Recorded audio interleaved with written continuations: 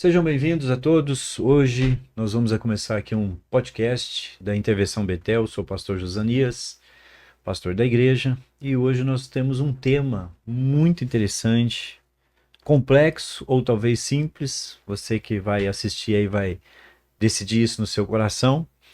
É fé em tempos de mudanças. E para isso, trouxe aqui dois convidados. E a brincadeira vai ser dividir esse tema fé em tempos de mudanças em três gerações. A minha dos anos 80, aqui está o Diego dos anos 80, convidado também membro da nossa igreja. 70 o seu, tá? 70, 70. Eu falei 80? Tá querendo já 70. começar. Os anos 70, os anos 80 o Diego e o Cris dos anos 90. Então, o Diego. Boa. Bom, sejam todos bem-vindos. Para quem já me conhece, olá. E para quem não me conhece, seja muito bem-vindo e um prazer ter você com a gente aqui. Esse podcast é interessante, né? Até honrado de fazer parte desse movimento da Intervenção Betel. Nós aqui, 3 gerações representando, estando à frente disso, para abordar esse tema que vem incomodado a gente, né? Incomodado a gente porque a gente... E principalmente a minha geração que pegou essa transição da sabedoria das pessoas que têm mais experiência e tem uma missão de ensinar que eles estão vindo agora. E nem todos da sua geração estão caminhando no mesmo caminho, né? Então, Boa. Cris, fala um pouquinho do conceito também aí do nosso encontro. E eu tenho umas perguntas para você também, cara. Bora. O Cris, fé. Define fé pra gente. Antes da gente começar para qualquer discussão, é muito interessante a gente entender qual que é o conceito de fé, o que é fé de fato. Porque a fé ela não é algo abstrato, ela não é algo interpretativo, ela não é algo distante, ela não é algo utópico. A fé ela tem um alicerce. A gente vê o princípio da fé ali em Hebreus 11. Certo. A fé é o firme fundamento das coisas que se esperam e a prova daquilo que não se vê. E então a fé ela não tem somente um alicerce, como ela é o próprio alicerce. Ela é um fundamento. E é bacana dizer isso porque em meio a tantas coisas, uma sociedade que muda muito rápido, redes sociais que ditam o humor do dia, né? Relacionamentos tão rasos, tão superficiais, promessas que duram 24 horas. Em meio a tudo isso que a gente está vivendo nesse mundo, a fé ainda é um fundamento. Um firme fundamento. A gente pode se assegurar. Amém. Boa. Vamos aí às primeiras perguntas. Coloquei algumas coisas aqui, ó. Vamos lá, Diego. Bom, isso aqui para nós todos. Quando algo muda drasticamente na sua vida, como você reage?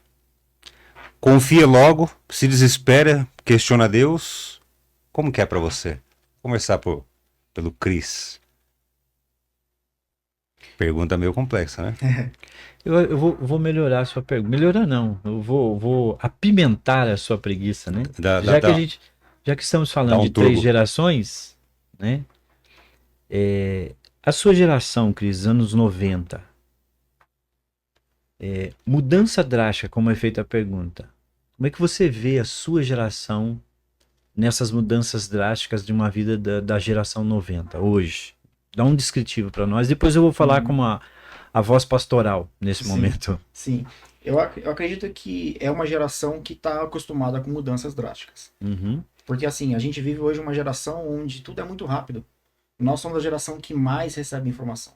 Nós somos a geração que mais lê. Não necessariamente lê livro, só que a gente estamos lendo mensagem no WhatsApp, nós estamos lendo mensagem no Instagram, nós estamos lendo mensagem no TikTok, nós estamos lendo mensagem no Facebook. Nossa geração é a geração que mais recebe informação. E que tudo em um só clique você pode mudar. Então, as próprias plataformas te dão essa possibilidade de você mudar a qualquer momento. Então, essa neuroplasticidade no cérebro já tem mudado o comportamento dessa geração para mudanças rápidas. A diferença é que, às vezes, essa mudança, o fato de se acostumar com a mudança rápida, não necessariamente está pronto para essa mudança. Então, existe uma dualidade nisso, né? Entre entender ou se acostumar com a mudança rápida ou se preparar para ela. Porque às vezes nós não estamos prontos nem sequer para aquilo que nós já estamos vivendo ou para o contexto que a gente já estamos, né? Isso quer dizer que é uma geração que mais recebe informação, que mais lê, mas é que menos absorve. Por isso tem as estatísticas, maior índice de suicídio, maior índice de depressão e tal. E na sua geração, 80, mudanças drásticas. Olha, eu no caso, né? Essa geração, nossa geração que tem essas mudanças repentinas, principalmente da tecnologia. Então, eu peguei essa fase de ter essas máquinas fotográficas que você ia até para revelar e esperava ali uns dias para ver o que sobrava e deu certo, né? Que a maioria queimava. Então nós tivemos anos disso aí até ter um outro salto tecnológico e vir câmeras digitais. E essa geração que está no meio de tudo isso é um pouco complexo de aceitar, por exemplo, a lentidão da geração nova e esse vamos da geração que veio dos meus pais, da geração dos anos 70, 60, que eles querem, por exemplo, que você saiba, né, o caminho só de olhar. Então, naturalmente, a gente carrega essas matrizes também e se você não tiver, por exemplo, essa flexibilidade de se adequar às mudanças, aí você também começa a entrar no estado de ansiedade crônico, não se aceitar, ter crise de identidade, como a gente conhece pessoas, começa a procurar desvio de distrações, né? Que o mundo hoje ele tem bastante. Sempre teve. Só que hoje está muito mais simples. O iFood de pessoas está muito mais acessível, né? Você fez uma pergunta no final. Se numa mudança drástica, eu vou dar um exemplo aqui, a perda de um ente querido, Sim. né? De repente, perda de um ente querido. No final da sua pergunta, você diz assim, se desespera, questiona ou confia, né? Eu tive um caso que foi meu pai, né? Uhum. Meu pai, ele faleceu tem uns 5 anos. E no processo dele, foi um câncer. A gente não quer aceitar. Mas o câncer não veio de repente. Ele veio consequência dos hábitos alimentares, muitas, vários outros fatores, não é só isso. No presente momento eu falei, ué, ferrou. E agora? Bateu um certo desespero, só que como eu já me criou muito um cara mais centrado, falei, eu vou fazer o que tiver que ser feito para poder resolver. E questionei Deus, questionei, blasfemei inclusive. Quando eu vi algumas cenas lá de ataques, de micro derrame que teve lá, dores que ele só suportava com morfina. Esse momento, uma noite dessas, eu chorei e falei, você não existe nada aí não, porque não é possível. Só que depois eu entendi. E com muita fé, antes do meu pai partir, ele aceitou que ele era menor que Deus. Ele aceitou Jesus, inclusive, lá depois disso ele partiu. E eu falei para ele, só vai embora depois que você aceitar que Jesus é o Senhor. Mas uma dúvida, você não era cristão na época? Eu tive contato em 2006, né? Tá. Só que eu acabei, por essa questão de muito ciência, muito comportamental, muito físico, algo palpável, né? Porque eu era o ateu teórico. Que é o que fala, Deus não existe, tá tudo certo. Depois eu passei de nível, fui pro ateu prático. Que era viver, Sem a crença de nada. viver, por exemplo, sabendo que Deus existe e ignorando totalmente. Aí, nessa fase, por exemplo, assim, eu já estava mais presente, não estava, eu fazia isso tudo mais sozinho. Uhum. E nessa daí, na dificuldade, pra você ver como são as coisas, na dificuldade que eu fiquei mais próximo, fiquei mais próximo da fé do que antes. Antes eu colocava a minha esperança em outras coisas, palpáveis. Cris, sua geração, como é que ela se comporta numa perda de um ente querido? Questiona Deus, se desespera? Como é que você vê a sua geração dos anos 90? Não você, aliás, aqui para quem não conhece o Cris tem uma experiência de vida hoje eu posso dizer extraordinária, né? Que essa experiência de vida, espero que um dia a gente tenha aqui um podcast para contar o testemunho e o crescimento do Cris, que é Superação. superação extraordinária, maravilhosa, surpreendente, mas deixando a sua experiência de lado, como é que você vê a sua geração, já que você tem seguidores, já que você tem amigos, é bem conhecido, bem relacionado e tal, como é que a sua geração vê esse momento? Uma perda drástica, questiona, fala que Deus não existe, confia? É interessante essa pergunta, porque assim, eu vejo uma geração muito sem alicerce, sem base.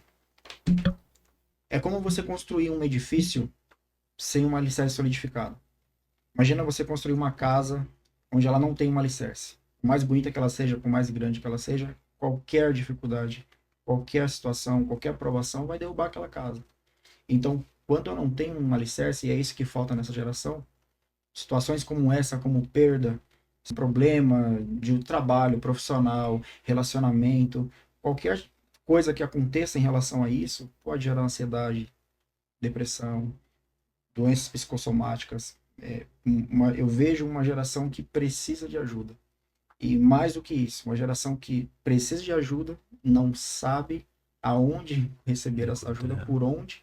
Então, no meio de tudo isso, é só mais uma turbulência que soma com aquilo que eu já tenho, que soma com as coisas que eu ainda não resolvi dentro de mim. Então, é isso que eu tenho visto. Eu tenho postado os vídeos no TikTok e alguns jovens têm se identificado com a mensagem e têm falado justamente isso. Cara, é o que eu sinto. Cara, é como eu estou. Às vezes eu preciso de uma mensagem acolhedora. Porque sabe aquela juventude, aquela geração que tem tudo, no sentido de se eu sair na rua e eu vou conversar com 5 pessoas, eu vou para uma festa, eu posso ir para uma balada. É uma geração que tem muitas pessoas em volta, mas ao mesmo tempo se sente sozinho. Se sente só. Vou pedir para você citar o seu canal. Qual que é o seu canal? Para que as pessoas também possam te acompanhar lá e seguir as suas mensagens, que aliás, mensagens bíblicas. Então, qual que é o seu canal aí? E depois que o Cris falar o canal, né? A minha geração, anos 70, ela entende e se comporta de que a geração 80 e a geração 90 tem a obrigação de saber e ponto, acabou. E que não é verdade, né? Não é verdade. Qual que é o canal, Cris? O canal é Semeadores. Semeadores. @ Semeadores. @Semeadores. @ Semeadores. Então, você que está nos ouvindo, entra lá, segue, compartilha, curte e vai ser benção. Assim também como o canal da Igreja Intervenção Betel. Já deixa o comentário aí, né? E já deixa o comentário, com certeza. Tem uma pergunta que está relacionada quando a gente fez aqui. Eu acho que a sua próxima pergunta, que é, tendo uma geração dos anos 70, né, como é que a gente aprendeu? A minha geração aprendeu na raça. Né? Então, eu vou dar uma base bíblica. Quando você vai para a história de Davi, Davi recebe uma palavra profética sobre o filho Salomão. E aí, quando você vai em Provérbios, o que está escrito lá? Que Davi ministrava sobre a vida de Salomão a excelência do cuidado de ser rei. Ou seja, ele começou desde o início de garoto preparar Salomão para ser rei. Então, esse é o segredo, é preparar. Só que fé é aquilo que você estava falando, né? Que alicerce? E como é que eu uso essa fé? Como é que a gente tem que... A próxima pergunta para nós dar uma pimentada aqui. Isso é uma boa. Até você vê que o público deve estar se divertindo, porque já começaram as pinicadas já. Não, tem que ser, tem que ser. Vamos lá. Com base em que eu disse isso aí? Porque é totalmente um preparo. Por exemplo, não só nas nossas gerações, inclusive, todas elas. Todo mundo ensina, é especialista no que o filho não pode fazer. E todo mundo volta a atenção no que ele vai ser quando crescer. E não ensina desde pequeno o que ele já é. Então, eu cresci no lar, por exemplo, meu pai é ateu. Eu tive curiosidade e falei assim, mas que negócio é esse aí? Porque minha avó, ela me levou para a igreja católica e eu não gostava muito, não. Por que que eu tive esse bloqueio? É por conta de eu fiz catequese, né? Que fala? Catequese, catecismo. Uhum. Eu participei, não gostava muito, mas fui. Inclusive, meu pai me levou depois disso aí, ele falou para eu fazer. Que ele não tinha, ele queria que eu tivesse. E ninguém aprende falando, você aprende por exemplo. Esse aí é um código já. Eu fui fazer esse negócio aí, eu fui numa missa, me chamaram lá pra ir pra missa domingo, só o pessoal da catequese fazer junto com a líder. E me colocaram de coroinha. E eu, ajoelhado lá, eu falei, nunca mais eu piso meu pé aqui. Eu achei humilhante aquilo. E não voltei mais. Então já tinha um bloqueio de não ter exemplo. Depois eu fui submetido a uma coisa que eu era uma pessoa extremamente tímida, não conversava. Então imagina, eu tive que... Eu falava, não quero mais esse negócio pra mim não. E me isolei depois disso. Então provavelmente as pessoas, as gerações todas, até quem tá assistindo agora, já passou por isso ou conhece alguém que passa. Que a pessoa não faz e ela cobra que faça. E essa falta de instrução que a gente cresce sem o exemplo, que nem o Davi deu instrução. Sim. Ele preparou. Eu não tive esse preparo, eu tive que buscar depois. E quando você busca depois, dói mais, hein? Você erra mais. Você tem que ser um trabalhador honesto e várias coisas mais. Só que a matriz de tudo é a base essa daí. É com o que eu tô ancorado? Eu sou o quê? Quando eu escutei a primeira vez, quem é você, sem falar seu nome e seu RG, o que que você faz, eu buguei. Hoje eu sei. E ensino isso também. Pregamos isso. Então, essa... Mas a identidade, Diego, ela precede ou antecede, como você queira, a fé. Porque quando eu tenho uma identidade de quem eu sou, como um chamado com propósito, que seja, interpretação de quem está nos ouvindo, a fé já a fé já é existente dentro do ser humano. E A fé já é existente. ouso dizer que o ateu tem mais do que o cristão. E ele vai destinar a fé para onde ele quiser, para um santo, para Deus, para um espírito, para a mãe, né? Tem gente que tem fé na mãe, ué, tem fé no pai, né? O detalhe da fé que está dentro, que já está enraizado pelo DNA espiritual que nós temos, né? A gente herda isso de Deus. O detalhe é que quando nós aprendemos a aplicar a fé de uma forma equivocada, porque a fé não é a minha muleta, né? Não é algo que eu pego, uso e guardo. Não é um poder especial, né? Não é um poder especial, Uma bola de energia. né? Mas é o que mais a geração do Cris tem feito. Sim. Né? É o Pokémon. O Pokémon da fé, né? O Pokémon do momento. Então, fé na geração de mudança, ou fé em tempos de mudança, é a minha fé, a minha geração, fé. A fé está atrelada em Deus, ponto, exclusivamente. Não tem outro caminho. Que é um Deus imutável. Acabou. Então, mesmo que os tempos mudem, a fé ela tem o mesmo princípio. Então, desde criança, o que eu aprendi? Deus não muda. Deus falou, tá falado. Né? Quem muda é você. Quem abandona é você. Sim. Mas da sua geração até a geração dele, veio algo, vou falar difícil agora, né? O cristocentrismo diminuiu e o antropocentrismo aumentou. Né? O homem começou a ser melhor, maior, mais bonito, mais vaidoso, autossuficiente e tal. Pronto, tivemos uma crise da fé. Porque agora é o destino, que aí entra o que você falou. O pai não prepara o filho para ter uma fé em Deus. Prepara para ter fé no que ele é capaz de fazer. No que ele é capaz de fazer.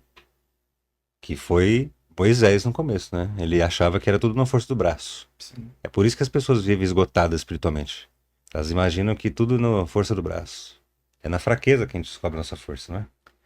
Na fraqueza a gente descobre força, na fraqueza a gente descobre o amor, na fraqueza a gente descobre o relacionamento e o nível de intimidade do nosso relacionamento. O Chris pontuou um negócio ali da geração dele, rasa, né? Então, para a sua geração, o que você daria de conselho sobre fé? Sobre fé, não. Sobre aprender a ter alicerce. Com uma base bíblica, como é que você reforçaria a sua geração? Amém, amém. Essa pergunta tá ficando difícil, né? Já mudamos aqui o script aqui, né? Eu acho que, certo, fé é importante, precisa ter fé.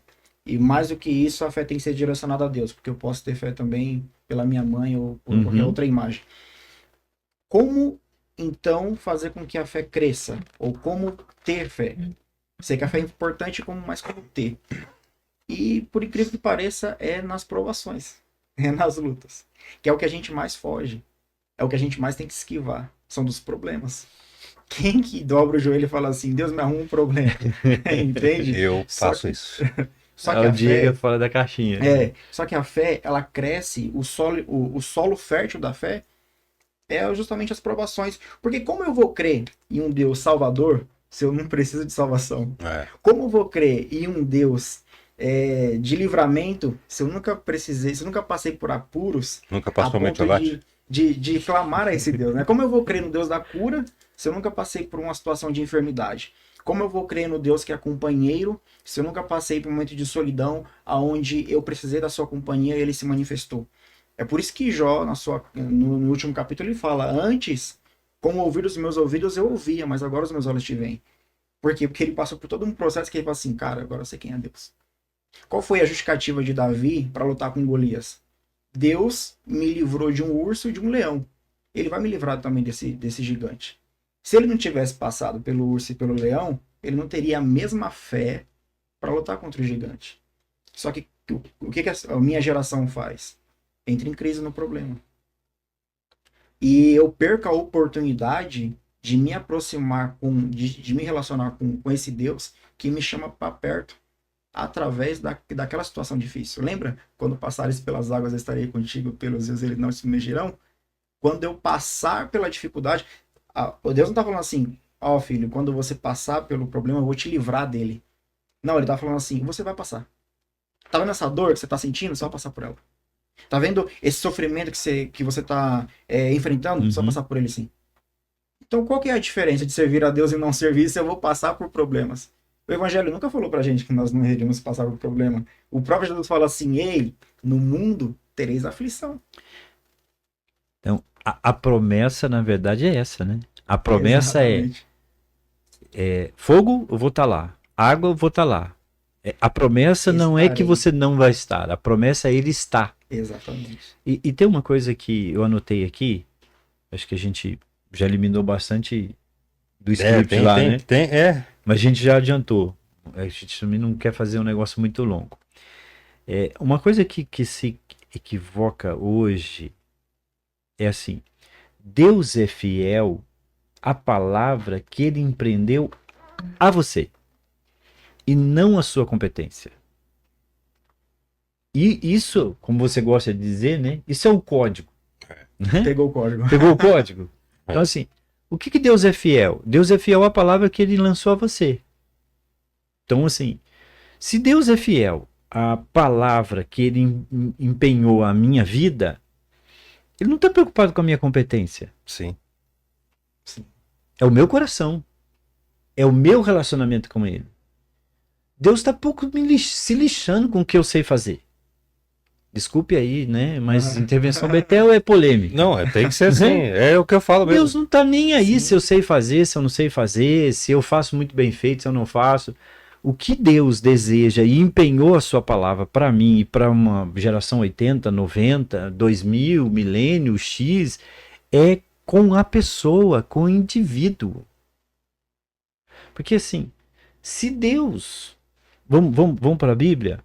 Qual a pessoa mais competente que havia no céu? O capeta. Lúcifer. Era o cara porque assim, ó, era o cara.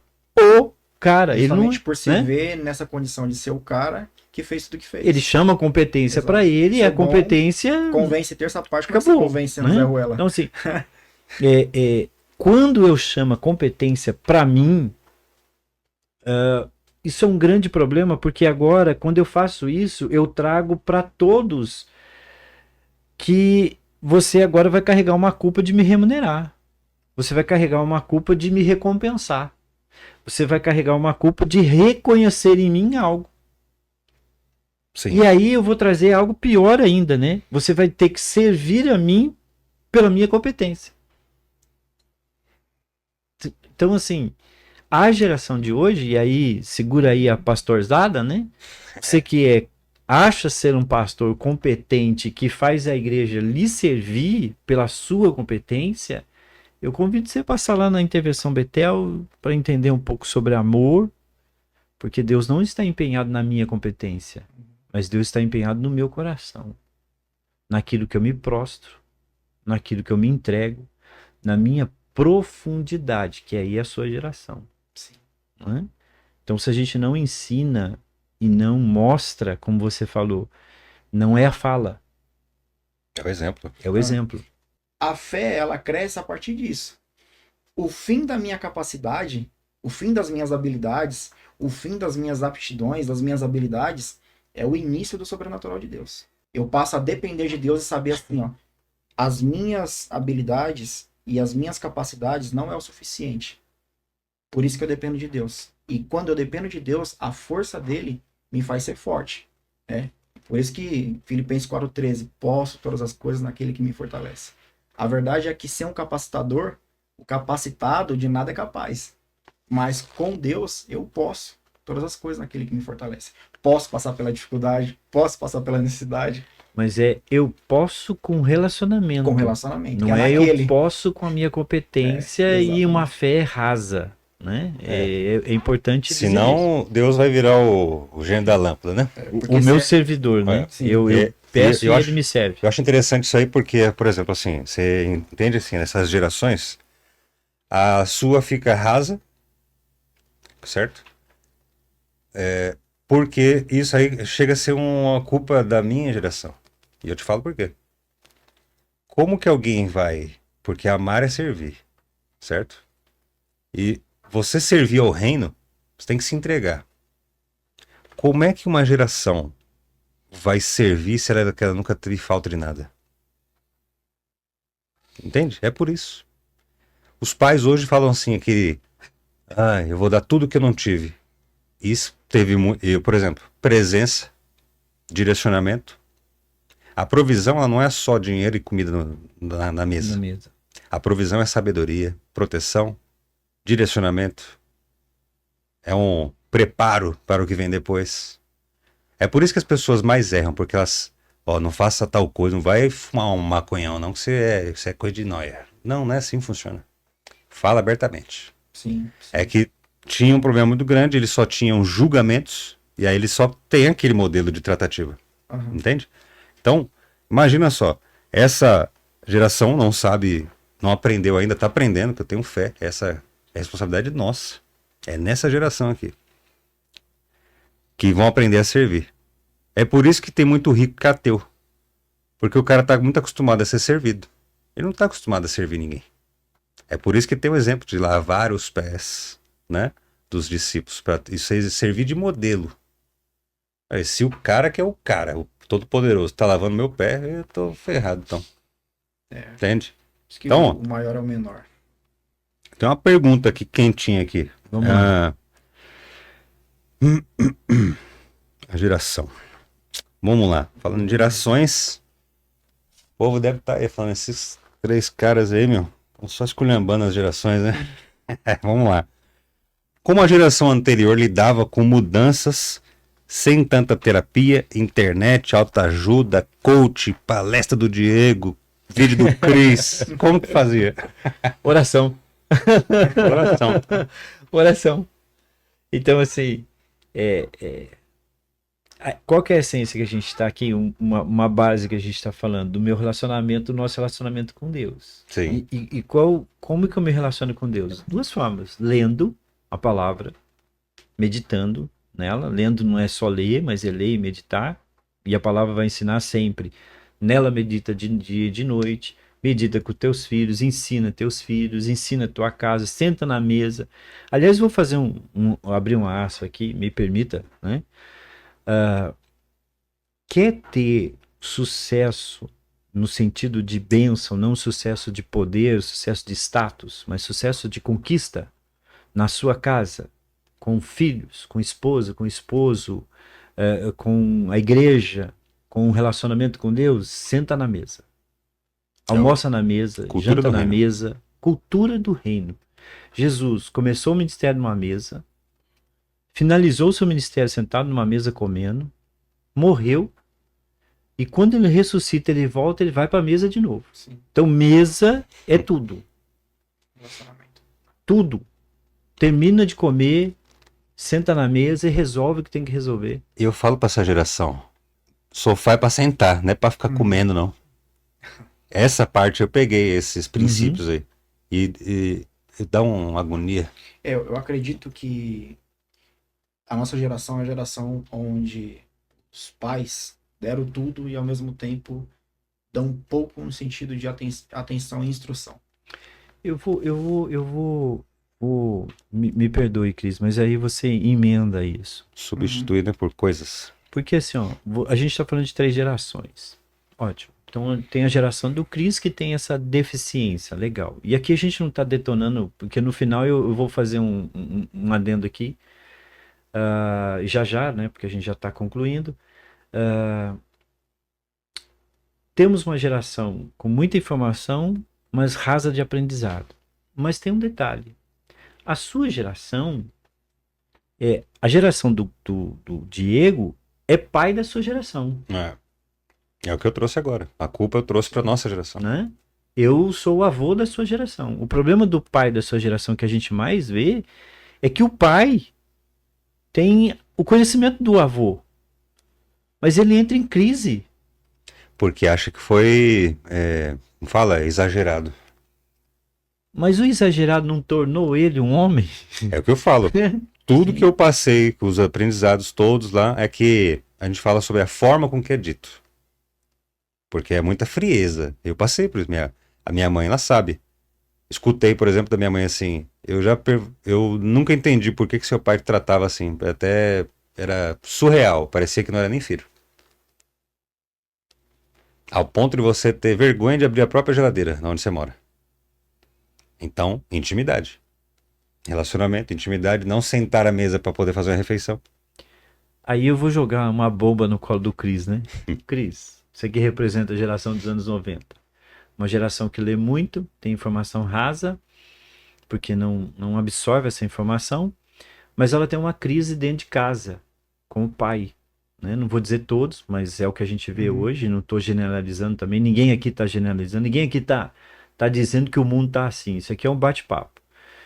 O que você, como filho, aconselharia o filho e o pai?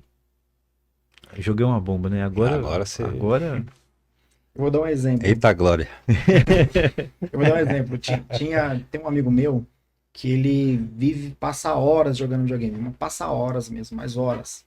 E eu fui para essa casa almoçar com toda a família, coisa que eu não tenho na minha casa. Então eu dou muito valor a sentar na mesa e almoçar. O sentar na mesa que você falou, eu dou muita prioridade porque eu não tenho isso há 10 anos da minha vida. Então quando eu sento em uma mesa para almoçar e eu me sinto em família, isso para mim é muito importante. E nesse momento eu não achei ele ali. Aí eu perguntei pra mãe, cadê fulano de tal? Ah, tá jogando videogame. E ela me respondeu com um olhar cabisbaixo, tipo, triste por quê? Porque queria também ele ali. Eu falei, não é possível. Aí eu levantei, fui lá. Falei, tá fazendo o quê, velho? Ah, tô jogando videogame aqui e tal, tava jogando online. Eu falei, pô, mas você não vai almoçar? Não, tô almoçando, minha comida tá aqui no sofá.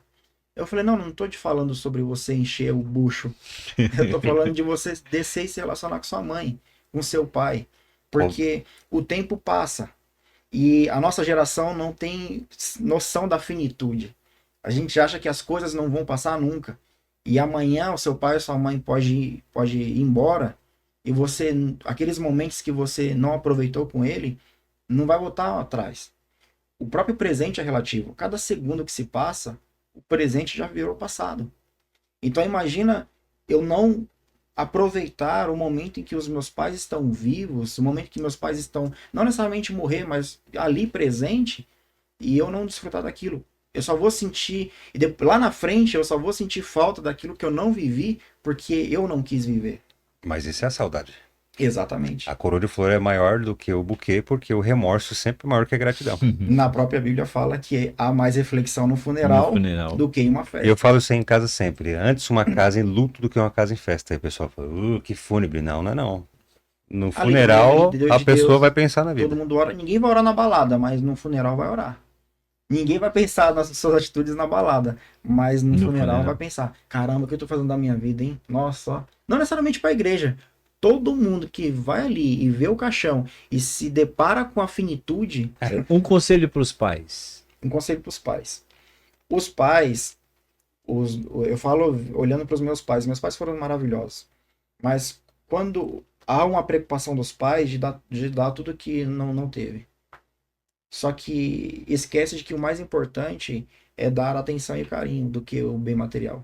Então os pais trabalham demais, são pais que não estão em casa, que seus filhos crescem com a ausência do pai.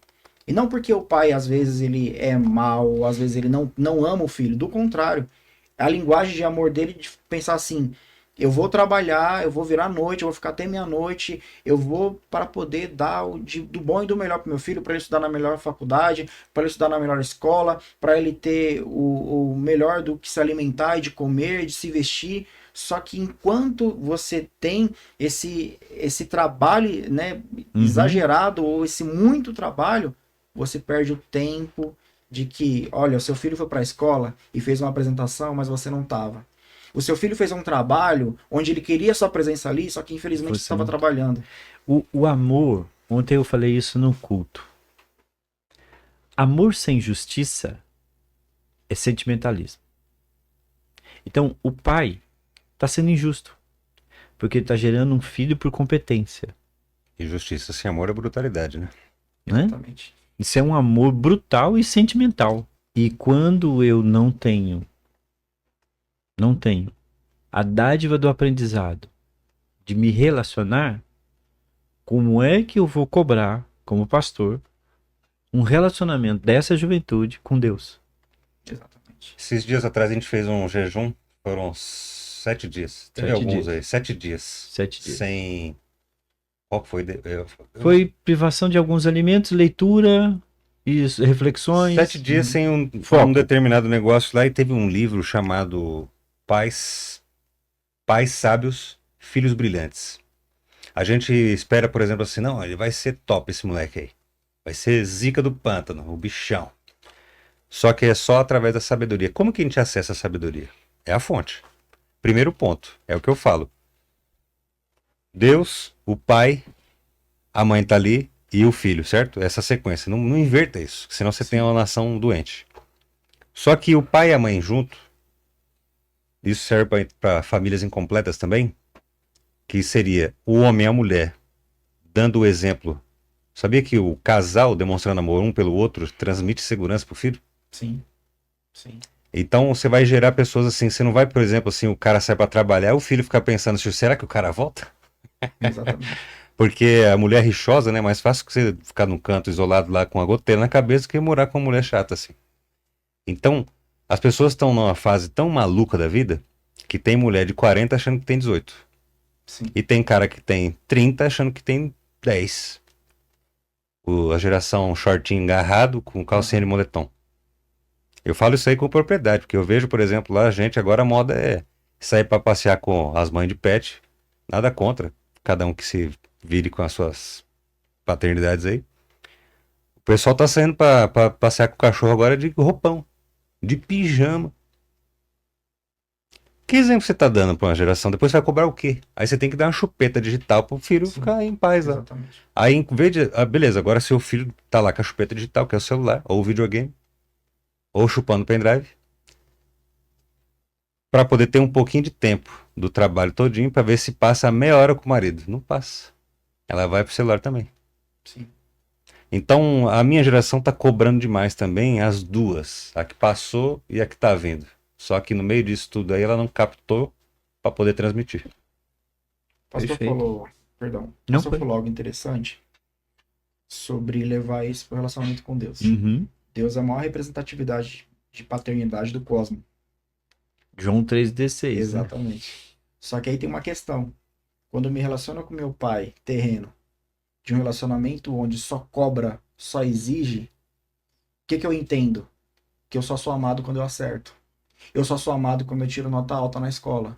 Eu só sou amado quando eu consigo fazer algo correto, algo bem feito. A gente volta pra competência. Né? Exatamente. Se eu sou amado, se eu sou competente. Aí quando eu me relaciono com Deus, eu trago a figura de Deus assim.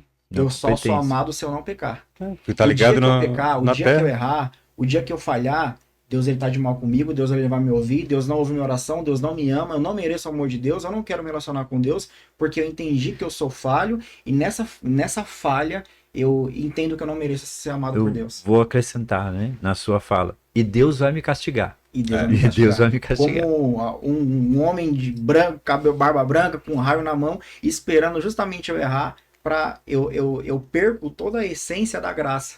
Eu perco toda a essência do que é amor, né? Deus amou o mundo de tal maneira que fez algo. O que ele fez? Deu seu filho. Aliás, a graça é muito mais difícil do que a lei, gente. Estude sobre isso em nome de Jesus. Tá debaixo da graça, tá debaixo do favor, né? Favor imerecido. E você nunca vai poder pagar. E a Não tem graça como. só é graça. Exatamente. Não, mas eu falo. Isso é da hora. Não, isso é nada legal. de graça. Isso é legal. Nem a vida de Isso graça. é legal. Você paga com vida. A graça Aham. não é de graça, você paga com vida. Sabe por quê? Eu vou falar uma coisa. Quando você recebe algo de graça, principalmente, eu ouço a galera falando. Quando você recebe algo, é de graça, você não dá muito valor. Não. Porque é de graça. Tipo assim, deve ser um negócio furreca. Mas é uma cultura. Exato. Não, eu vou chegar nisso. É um Não, drive é uma mental. marca- marca, perdão. é uma marca barata, por isso que é de graça, ou a bolacha ali do fundo da cesta básica. Mas assim, a graça do evangelho só é de graça, porque se fosse cobrado ninguém poderia pagar. É, um Essa código. é a essência Pega. da graça do evangelho. É isso aí. Vamos caminhar para o final. Quero Vamos. aqui ouvir a última pergunta do Diego, né? E a gente vai Essa direcionar aqui para tem- mim e para o Cris e depois nós já encerramos. Vamos lá, Diego. Tem duas, vamos ter que escolher aqui. Faça as duas. E aí a gente Glória a Deus. bate um papo e O encerra. que você diria para alguém que está ouvindo agora e se sente sem direção, sem fé e sem forças? Boa. Vou jogar pro Cris. Cris, que você Não, vou.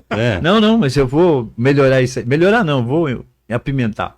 A gente tenta complexar as coisas, mas é simples. É simples. Simplesmente orar e confiar em Deus. Porque Deus é meu refúgio e fortaleza, socorro bem presente na angústia. E para quem não tem. Ou seja, ele é o meu socorro, ele é o meu livramento no momento que eu mais preciso de ajuda. Então, assim, se Ó. eu tô passando por problemas, se eu tô passando por dificuldade, eu não preciso ter um conhecimento eclesiástico, eu não preciso ir para uma igreja, necessariamente ir para uma igreja naquele momento. Eu só preciso dobrar o meu joelho, crer que tem um Deus que me ouve e receber o amor desse Deus, porque ele ainda não somente é uma opção, mas ele é o único livramento. Então, assim, se eu tenho essa convicção, independente de onde você estiver, independente da angústia que você está recebendo agora, ou que você está tendo agora, se você dobrar o teu joelho, crer nesse Deus que ouve e responde, porque não é somente ouvir, mas ouvir e responder, porque ele não está de ouvidos fechados para ignorar a nossa oração, você vai receber a resposta de Deus. Porque eu tive isso quando meu pai se suicidou. Eu não conhecia igreja, eu não sabia nada de evangelho, ninguém veio pregar para mim, eu dobrei o meu joelho na minha laje e clamei a Deus. Naquele momento, eu recebi uma graça, um amor e uma paz que eu nunca recebi em nenhum momento da minha vida. Então, a resposta é simples: oração e fé. Basicamente isso aí, mas como faz pra gente crer? Essa é a questão. Porque o ser humano ele gosta de acreditar naquilo e tem diferença de acreditar e crer, né? A crer, Naquilo que ele vê, né? Só Ele é no um que ele exercício. consegue. fé é um exercício, é igual um músculo. Se eu Ele- não exercitar a minha fé, eu não vou desenvolvê-la. Ele só consegue. É igual Tomé. Só acredita vendo, né? Sim. Ensinaram a gente tudo errado, E inclusive. aí Jesus fala o que para Tomé? Bem-aventurado aquele que não vê, mas crê. E aí o que acontece? Primeiro passo pro cara lá, ele tem que exercitar a imaginação, porque a fé nada mais é do que a imaginação. Imaginação. O poder de você fazer aquele diálogo que você acha que é interno, mas é com o seu eu chamo de mini-eu. Quando o ser humano parar de ter essa noção que ele é individual, ele é um ser individual, né? Só que com um senso de coletividade. Essas pessoas agora que estão ouvindo, o sinal que eu tenho é autoavalie-se. Se você se conhecer, você vai conhecer a Deus. Não tem como você fugir. E se você buscar conhecer a Deus, naturalmente você vai se conhecer. Então, primeiro ponto, para exercitar a fé, que é a crença, que acreditar é o ter uma relação. E crer é uma intimidade. Tem gente que, por exemplo, assim, você acredita em Deus? O Armando Coca perguntou para mim. Eu falei, eu não. Eu creio. Eu creio. É diferente. É intimidade. Por quê? Porque eu falo, como que faz para orar? Cara, conversa com ele lá normal. Ó, meu dia foi assim, assim, assado. Eu, às vezes até dou risada, que nem maluco. Falo assim, você já sabe de tudo, mas mesmo assim eu falo. É doidura, né? Mas eu falo. Então, primeiro passo, tenta se conhecer melhor. Tenta olhar para você. Uma frase do filme do Rei Leão. Quando você sentir falta do seu pai, olha no espelho. Lá você vai encontrar ele. Você é a imagem e semelhança dele. A última pergunta, qual que seria? Já que você falou que é apimentada, Qual é a maior verdade sobre fé que você carrega hoje que gostaria que todos soubessem? uau! Não vai passar pro Cris, não. Então, eu disse que a apimentar, né?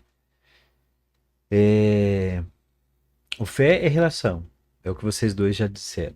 Eu preciso crer e eu preciso viver essa minha crença. E só tem um jeito de eu viver isso. E vocês me conhecem, eu uso muito a figura de um relacionamento, de um casal, de amigos, do que seja, fazendo o comparativo do meu relacionamento com Deus. Então, assim, se eu sou apaixonado por alguém, eu digo que eu amo aquela pessoa todos os dias. Se eu quero me relacionar com Deus, é a mesma coisa. Não há uma outra possibilidade de eu me relacionar e crer com Deus se eu, aquilo que o Cristo falou, se eu não exercitar. Ah, mas eu vou falar com nada? Filho, já cansei de falar no nada, na chuva. Eu vou falar algo aqui e depois, se vocês quiserem cortar, vocês podem cortar, mas acho que é legal deixar. A gente cria uma crença de Deus que ele é tão divino, poderio, e é santo, e é maravilhoso, conselheiro, Deus forte, príncipe da paz, é tudo isso e mais um pouco. É único, Sim. né? Mas a minha fala mais poderosa sobre fé de qualquer ser humano. Eu desafio alguém ligar aqui, ou ligar para a igreja, mandar mensagem nos grupos da igreja. Eu desafio alguém que não teve esse tipo de oração que não foi verdadeira. No banheiro pelado. É isso mesmo. É isso mesmo. Porque lá você está sozinho, isolado. Não tem religiosidade ali. Não tem dogma, religiosidade, não tem dogma, não tem doutrina, não tem nada. não Só tem tem querer mostrar você. alguma coisa. Ó, você num ambiente climatizado, Sim. olhando para dentro de si, porque o espelho já passou ali, então quando você tava tirando a roupa, escovando o dente, você já se viu, olhou, falou assim, eu sou esse porqueiro que eu sou, e você entrou pro seu divã. É. E o seu maior divã é ali, Divã falou assim, ó, cristão. eu não tô bem, É isso mesmo. não tô legal. Não tô legal. Então, assim, as maiores experiências de vida, de fé e de relacionamento com Deus do ser humano, e eu desafio mesmo, eu desafio alguém a falar, não, pastor, eu nunca orei no banheiro chorando. Sim. Eu desafio achar alguém, um ser humano que nunca fez isso. As minhas experiências, Diego, foram muitas. Pela graça de Deus. Eu já tive, talvez a grande maioria das pessoas conhece a minha história, mas quem está ouvindo não conhece. Mas eu já tive muitas experiências de enfermidade, já quase parti, né? Ou por acidente, ou por, né, um exemplo de pressão, igualei 12-12, ó. Quase zerou o game. Quase zerei o game, né? E por questões da vida financeira e etc, né? Ou enfermidade de um filho e tal. E experiências de milagre, né? Que é onde está a maior alicerce de fé. você orar por um paralítico, ele andar. Você orar por um surdo, ele ouvir. Sim. Não tem experiência mais poderosa de fé.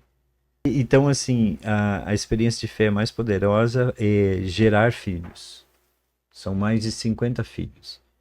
De mulheres sem úteros, com problemas médicos horríveis e sentenças médicas, sentenças mesmo. Olha, você é infértil. Você nunca vai poder gerar um filho. Ou um homem ou uma mulher. E um simples e rápido. Um casamento de 15 anos. 15 anos. Ele acima da linha da fertilidade.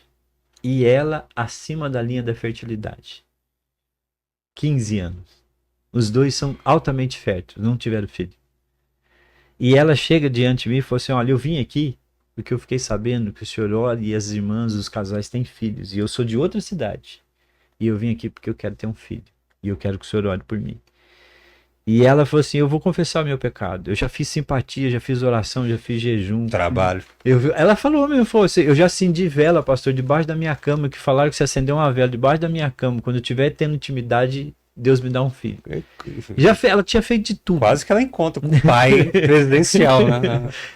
E vocês me conhecem, eu não sou aquele pastor de fazer um manto, né? Girar, falar, subiar, não. Eu falei assim, eu baixei minha cabeça e falei, vamos orar. E eu falei com o pai assim, o senhor é o dono da vida. Ela só está querendo exercer aquilo que o senhor deu a ela. O poder da maternidade. Geração. Ele só está querendo exercer o que o senhor deu a ele. O poder da paternidade. Se o senhor não quisesse que eles fossem, ou usasse o poderio da maternidade e da paternidade, o senhor não teria dado a eles a fertilidade. Eles são férteis. Eles só dependem de uma ordem sua. Só o aval. E que o senhor conceda hoje, amém. Amém. E quando eu terminei a oração, Deus falou assim, fala para ela ir pro banheiro. Ela vai ter um corrimento. Desculpe aí as irmãs aí se sentirem, né? E eu falei assim, filha, vá pro banheiro porque você vai ter um corrimento. E ela pôs a mão e falou, pastor, tem algo estranho. Eu estou sentindo algo estranho aqui. Foi Deus está destruindo tudo que foi feito, se foi feito, mas Deus está limpando. Vá, corre. E ela foi. E eu fiquei com o marido. 5 minutos, 10 minutos, não me lembro. Ao sair do banheiro, eu estava de frente. Ela já sai chorando. E eu disse pro marido, ó, socorre a sua esposa. Mas o choro era o choro da alegria. Era o choro de uma mulher que ela já saiu do banheiro dizendo assim, sou mãe. Aleluia.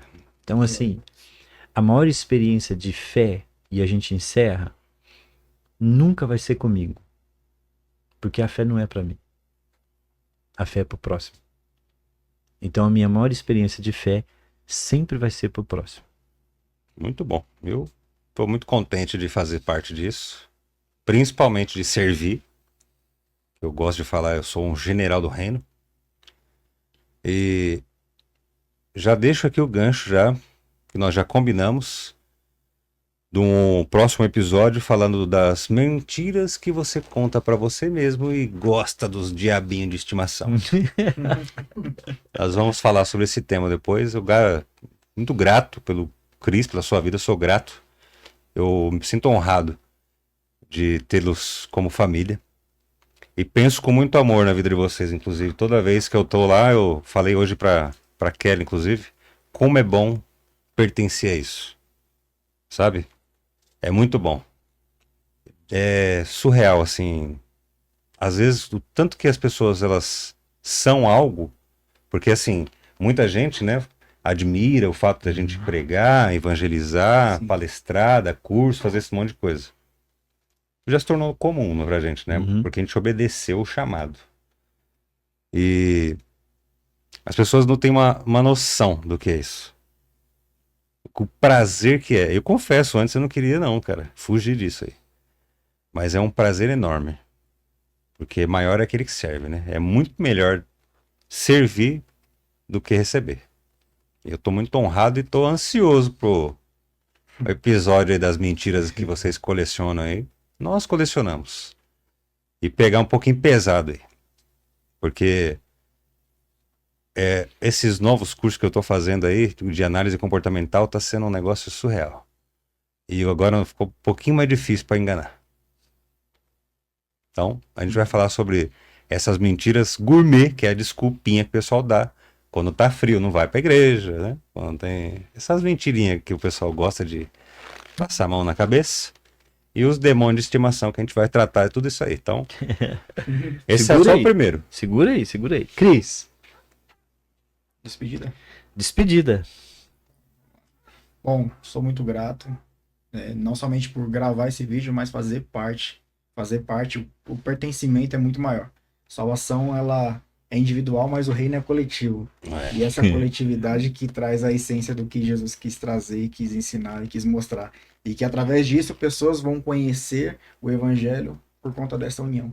Então fazer parte disso aqui é uma honra estar com vocês, aprender com vocês e continuar nesse caminho de aprendizado, crescendo para o reino, crescendo para top. Cristo. E só ressaltando, com essa tranquilidade, né? Porque tem muita gente, igual você falou, que coloca um véu aí, faz um monte de loucura aí. E é leve, é gostoso. Experimenta essa presença. Experimenta. Encerrando. E desde 1930. Ele falou a idade dele só agora, tá vendo? Revelou. Desde 1930 até onde a minha memória alcança, existe uma palavra profética sobre o Brasil. De que o Brasil seria o celeiro profético para a humanidade. Né?